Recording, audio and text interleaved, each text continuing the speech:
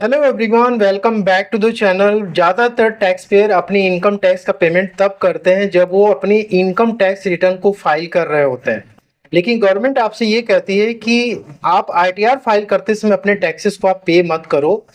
आप जब कमा रहे होते हो, जब आप अर्न कर रहे होते हो, उसी टाइम पे आप अपने टैक्सेस को डिपॉजिट करो और इसे कहते हैं एडवांस टैक्स।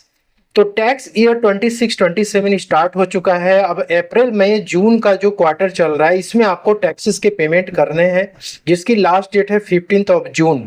तो ये एडवांस टैक्स आपको कब पे करना है, कैसे पे करना है, किसे एडवांस टैक्स नहीं पे करना है, चलिए इसको इस वीडियो में हम समझते हैं। तो एडवांस टैक्स आपको तब पे करना होता है जब आपकी एस्टिमेटेड टैक्स लायबिलिटी एक टैक्स ईयर में, जैसे अभी 26-27 चल रहा है, तो आपकी एस्टिमेटेड टैक्स लायबिलिटी देखी जाती है।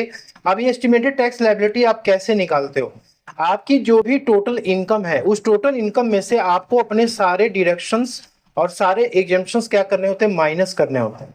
जब आपने डिडक्शंस और एग्जम्पशंस को माइनस करते हो, उसके बाद आपके यदि किसी इनकम पे टीडीएस कट चुका है या टीसीएस कलेक्ट हो चुका है या फिर कटने वाला है, तो आपको ये सब कुछ माइनस करना है अपने टैक्स में से।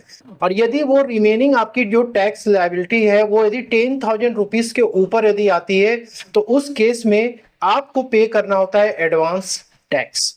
अब ये क्वेश्चन आता है कि सर 12 लाख तक की जो इनकम है वो टैक्स फ्री हो चुकी है, तो फिर हमें एडवांस टैक्स का पेमेंट क्यों करना है? अब 12 लाख रुपीस पे जो आपके टैक्सेस आते हैं वो आते हैं 60,000 रुपीज, और आपकी एस्टिमेटेड जो टैक्स लायबिलिटी है वो 10,000 रुपीज से ज्यादा की आ रही है, तो मतलब 60,000 रुपीज की लिमिट के अंदर है।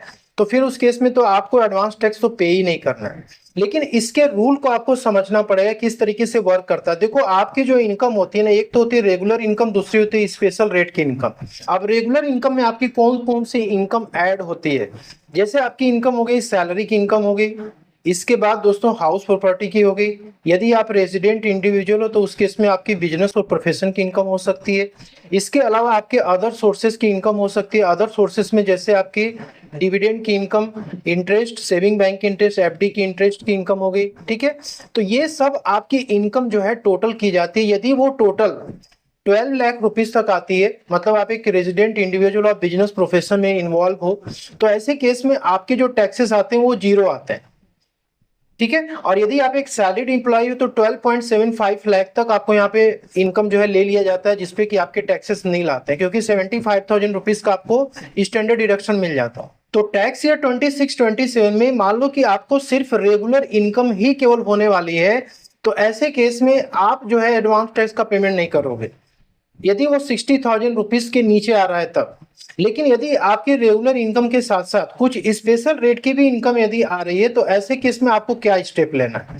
ठीक है, स्पेशल रेट की इनकम का मतलब हो गया, जैसे यहाँ पे स्टॉक मार्केट में आप काम करते हो, आपकी स्टॉक मार्केट में long term capital gain, short term capital gain की इनकम हो रखी है, या फिर आप गेमिंग करते हो, क्रॉसवर्ड पजल्स ये सब आप करते हो, क्रिप्टो में आप करते हो, या फिर कोई प्रॉपर्टी आपने सेल किया उस पर आपको लॉन्ग टर्म कैपिटल गेन हो गया, तो ये सब स्पेशल रेट की इनकम है दोस्तों, और इस पे जो 87A की रिबेट एप्लीकेबल नहीं होती। तो आपके टोटल इनकम में यदि रेगुलर इनकम के साथ साथ ये स्पेशल रेट की भी इनकम यदि आ रही है, तो आपको इसका एस्टिमेट लगाना है कि क्या ये 10,000 रुपीज के ऊपर जा रहा है क्या। यदि ये 10,000 रुपीज के ऊपर जा रहा है तो फिर आपको एडवांस टैक्स का पेमेंट करना पड़ेगा। एडवांस टैक्स का पेमेंट किसे नहीं करना है? देखो, एक सीनियर सिटीजन है, उसको एडवांस टैक्स का पेमेंट नहीं करना है, इवन कि उसकी जो टैक्स लायबिलिटी है वो 10,000 रुपीज के ऊपर क्रॉस कर रही है। लेकिन कंडीशन ये कि आप यदि आईटीआर 1 आईटीआर 2 केवल फाइल करते हो तो ये आपके ऊपर एप्लीकेबल होगा। अब यदि सीनियर सिटीजन आईटीआर 3 आईटीआर 4 को फाइल कर रहे हैं, जिसमें उनकी फ्यूचर एंड ऑप्शंस, इंट्राडे की ट्रेडिंग हो गई, या फिर स्टॉक मार्केट की कैपिटल गेन की इनकम हो गई, ठीक है, वो स्पेशल रेट की इनकम है, यदि उस केस में 10,000 रुपीज के ऊपर भी जाएगा तो भी आपको एडवांस टैक्स का पेमेंट करना पड़ेगा। तो यहाँ पे दोस्तों, यदि आप एडवांस टैक्स को पे नहीं करते हो या फिर आप एडवांस टैक्स कम पे करते हो, तो ऐसे केस में पेनाल्टी लगती है 1% पर मंथ की, जो कि आपको सेक्शन 234B 234C में आपको पे करना होगा। लेकिन as per income tax act 2025 ये सेक्शन चेंज हो चुका है, 234B 424 में चला गया, और जो 234C है 425 में चला गया है। अब एडवांस टैक्स का पेमेंट आपको कब करना है?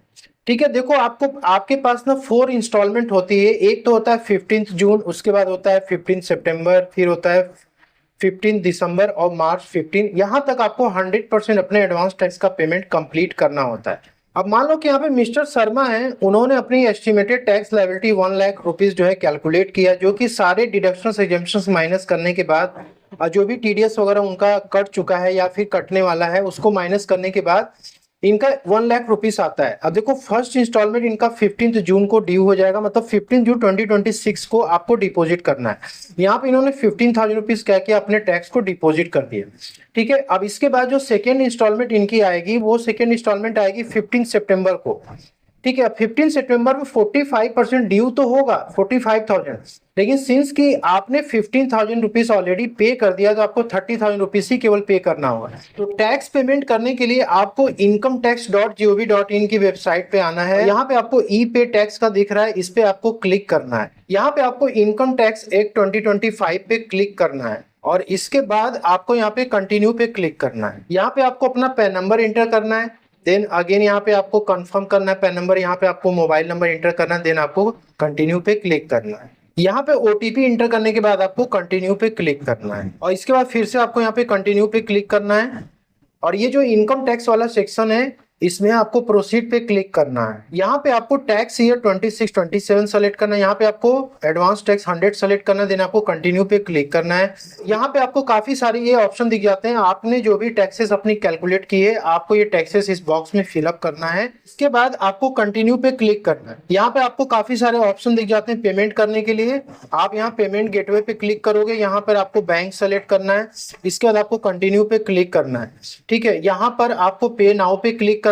इसके बाद आपको ये स्क्रीन स्क्रॉल करके नीचे ले आना है, यहाँ पर आपको सबमिट टू बैंक पे क्लिक करना है और यहाँ पे आपको स्किप द स्टेप्स। इसके बाद आपके पास डेबिट कार्ड, क्रेडिट कार्ड और यहाँ पे यूपीआई का भी ऑप्शन होता है और इस शो क्यूआर कोड आप करोगे, इस क्यूआर कोड को आपको स्कैन करना है और पेमेंट कर देंगे तो आपको एक नया चालान जो है जनरेट हो जाएगा और ये टैक्सेस आपके पैन नंबर पे डिपॉजिट हो जाएंगे।